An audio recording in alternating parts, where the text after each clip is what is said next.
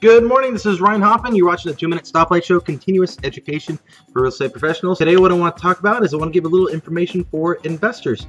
Now, I know a lot of investors are doing flips right now, whether it be conventional or FHA buyers. I want to do this little video to give you a little checklist on what you need to have when you are doing these flips. Number one, make sure your listing agent fills out all their contact info on page 8 of the contract. That's one of the biggest things. We always have to send it back and say, hey, do you guys want to fill out your contract properly? Next, a TDS, transfer disclosure statement. The only seller who can ever get away with not filling one of these out is a bank. Now, FHA and conventional, the guidelines are a little bit different, so I'm going to give you just the basic things you need to have, so that way no matter what your buyer is, you want to make sure you have these things ready to go. If you are holding the property in a trust, you're going to want to have the trust document. The reason for that, we want to make sure that we can show that you are an authorized signer. If you are holding the property in an LLC, and that you're going to want to have the articles of incorporation. Now, most banks will also require that you have a list of completed repairs. Now, we have a standard flip list that we use. It's basically, the reason why we got it at such a discount compared to what we're selling it for is because I do worry about eviction and the condition of the property, and we did all these repairs. That's basic. We also need to document the acquisition costs. We need to know how much you spent to get the property, not all the rehab and everything. Now, if you got it at a trustee sale, sometimes that doesn't show up on the property history when we pull it on title. So in that situation, we need to get the actual receipt that you filled out when you bought it at the trustee sale. Even though it's going to be handwritten and everything, that's exactly what we need. Also, when you are getting set up and you got an offer accepted and you're going to get everything turned in,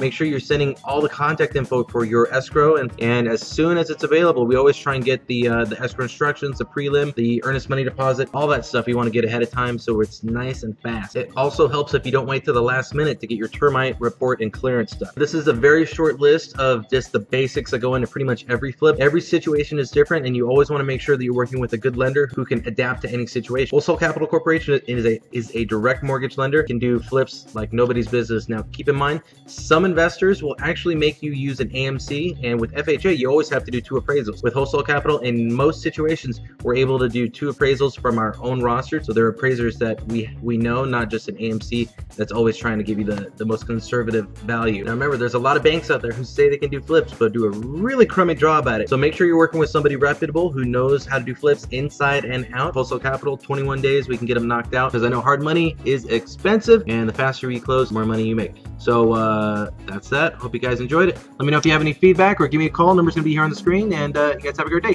Bye-bye.